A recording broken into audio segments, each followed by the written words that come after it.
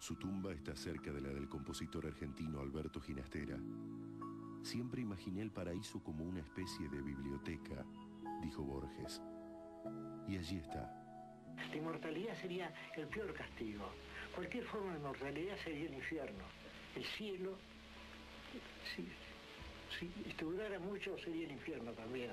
Cualquier estado perdurable es la desdicha.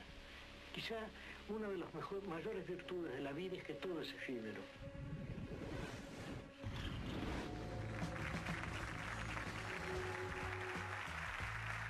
Qué envidia, ¿no? Tener semejante vocabulario, poder hablar como hablaba Borges.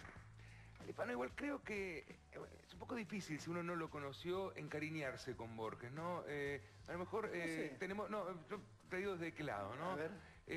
Creo que tenemos afirmaciones que no lo ponen a lo mejor en el momento donde habrá sido más agradable estar con él. Creo que su forma de hablar o de expresarse, o las cosas que decía que a veces no era muy políticamente correcto, queda como... no sé, como una persona más cercana a la derecha que a los pensamientos sociales y eso. ¿Es tan así? No, para nada, para nada.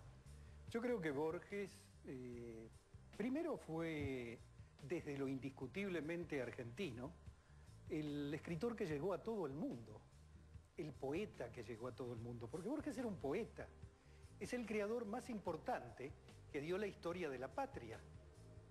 ¿El creador más importante de la historia de la patria? Yo creo que sí, que tiene ya 200 años, ¿no?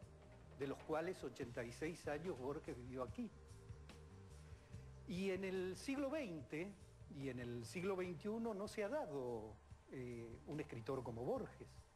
Y yo diría que no solamente en lengua castellana, ¿no?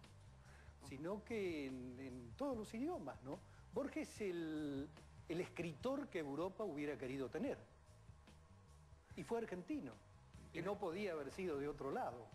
También se le critica el hecho de haber muerto afuera, ¿no? Alguien que quería tanto el país, ¿por qué decide No, pero morir? como decía Cristina Mucci, Borges, lo importante es que eligió vivir acá, que eligió vivir en Buenos Aires, ¿no? Él decía que no podía vivir en otro lugar que no fuera Buenos Aires, que no fuera su ciudad, ¿no? ¿Cómo fue su relación con el último golpe? Digamos que al final termina como lo veíamos recién en su biografía, ¿no? Pero cuando convivió con los otros golpes militares, ¿cómo era la relación de Borges? Bueno, yo creo que Borges supo reconocer sus errores, ¿no?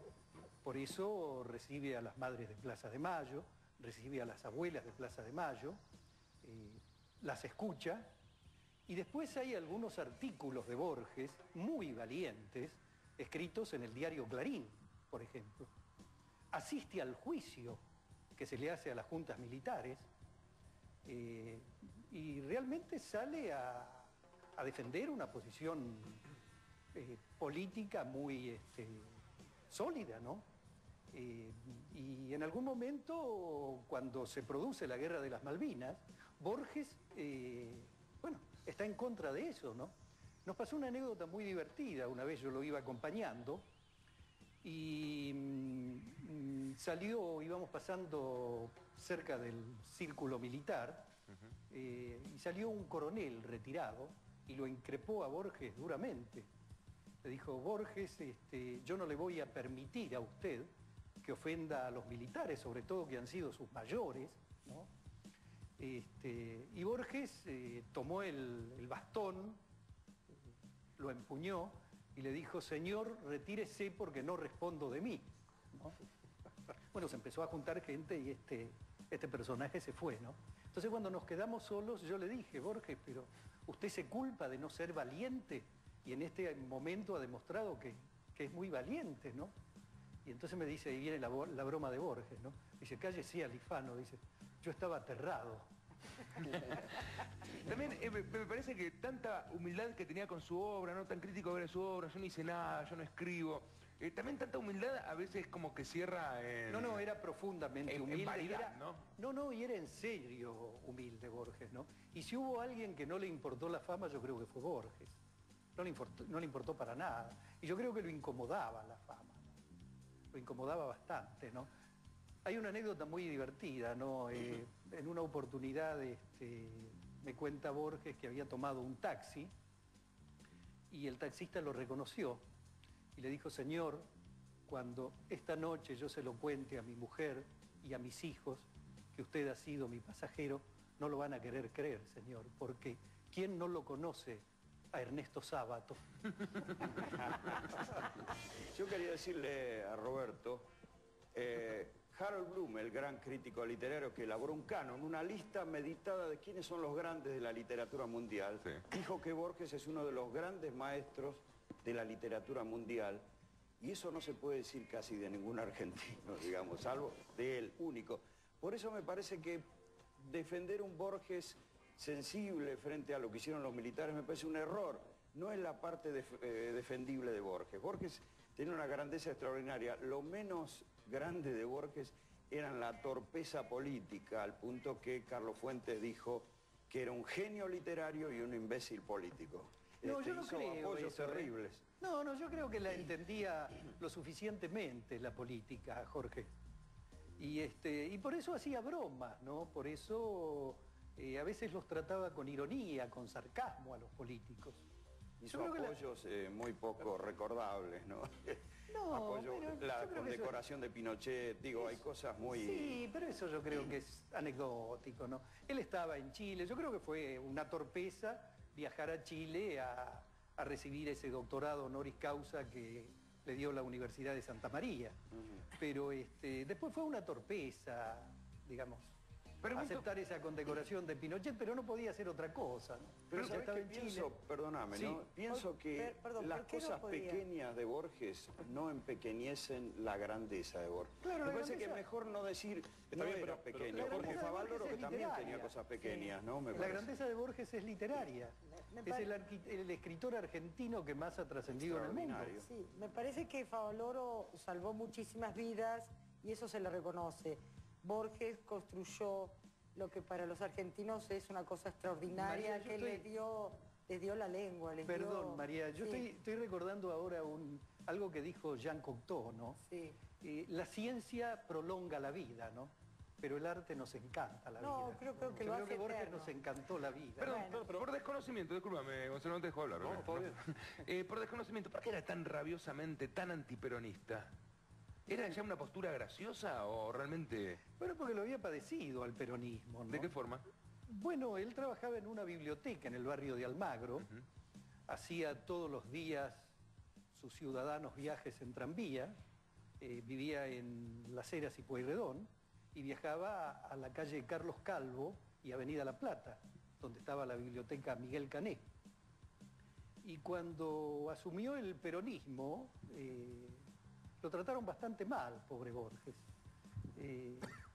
Porque, bueno, en algún momento lo sacaron de ese cargo y lo pusieron como inspector de huevos y Llaves de corral. y de aves Llaves de de corral. corral. Sí. Ah, fue no es un morada. chiste. No es como si lo pusieron como inspector de huevos Sí, de sí. Corral. Sí, Sí. sí, sí. Lo interesante es que se declaró que él no sabía del tema y por lo tanto renunció. O sea, tuvo la suficiente humildad. Otro se hubiese quedado, ¿no? Claro. Está bien, igual creo que no nos podemos no detener en las cosas pequeñas porque lo hicimos con Favaloro en las pequeñas y no tan Claro. pequeñas. O sea, lo hicimos con todos, con Maradona, con Fangio. Claro. ¿Cómo se llevaba él con sus pares, integralmente con sus pares? Depende con quién. Con Roberto Al, por ejemplo. Sacando a Bill Casares. No le gustaba demasiado Roberto. ¿Por qué no le Al. gustaba? ¿Porque era alguien con una presunción de inculto, de era de otra clase o porque realmente no consideraba que fuera un buen escritor? Porque Borges consideraba la literatura como una forma esencial del arte, ¿no? Y Al Borges no era hablaba un del arte de la literatura y de Ajá. pronto la literatura de Art está llena de ripios, es una literatura Está bien, periodística, pero- ¿no? ¿Pero no es una postura medio de digamos- clase la de Borges? No, para Perdón. nada, no. Habían sido amigos con Roberto Arlt, se habían conocido, ¿no? Habían compartido crítica, ¿no? Sí. ¿Cómo? Habían compartido suplemento de crítica. Habían trabajado en el suplemento Claro. de crítica. Ahora, en algún Roberto, Borges tenía fama de escritor difícil, Sí. es trabajoso, como cualquier cosa que a uno le gusta intensamente, da trabajo todo lo que a uno le gusta intensamente, pero digo, ¿por dónde podría empezar un joven que nunca leyó a Borges, a leer a Borges? Yo diría que habría que empezar por libros como El informe de Brody, ¿no?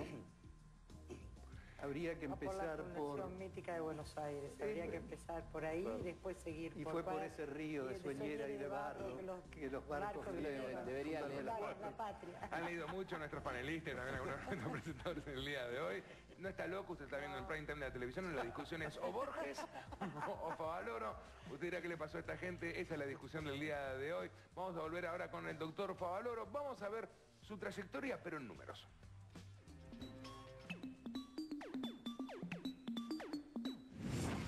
11 años ejerció Favaloro como médico rural en Jacinto Arauz, un pueblo de apenas 3.500 habitantes. 10 años vivió en los Estados Unidos, donde actualmente se hacen 700.000 bypass por año. 8.000 operaciones de bypass aorto-coronario se realizaron en 2006 en Argentina. 5.000 menos de las que hizo Favaloro en toda su carrera. 5 libros sobre temas históricos, sociales, autobiográficos y unos 350 trabajos científicos publicó a lo largo de su vida.